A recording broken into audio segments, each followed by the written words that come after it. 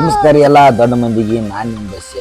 ನಮ್ಮ ದೋಸ್ತ್ ಬೆಳಿಗ್ಗೆ ರನ್ನಿಂಗ್ ಬರ್ತಾ ಇದ್ದ. ಅವ್ನು ನಾವು ಹೆಂಗೆ ಎಬ್ಸೋದಿದ್ದೀವಿ ನೋಡ್ರಿ.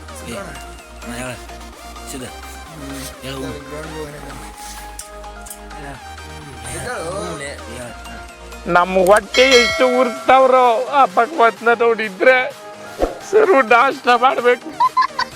ನಮ್ಮನ್ನ ಬೈಕೋತ ಬೂಟ್ ಹಾಕೊಂಡು ರೆಡಿ ಆಗ್ಯಾನ ನೋಡ್ರಿ. ಎಲ್ಲರೂ ಕೂಡಿ ಕೇಸರಿ ಕಾಲೇಜ್ದಾಗ ಒಂದು 4 ರೌಂಡ್ ರನ್ನಿಂಗ್ ಹೊಡೆದಿ ನೋಡ್ರಿ. ಇವತ್ತು 6 ಪ್ಯಾಕ್ ವರ್ಕೌಟ್ ಮಾಡಕತ್ತೇನೆ ನೋಡ್ರಿ. ಮತ್ತು ಹಂಗೆ ಡಂಬಲ್ಸ್ ಇಟ್ಟಿವಿ ನೋಡ್ರಿ. ಇವತ್ತು ಫುಲ್ ವರ್ಕೌಟ್ ಮಾಡೀನಿ ನೋಡ್ರಿ.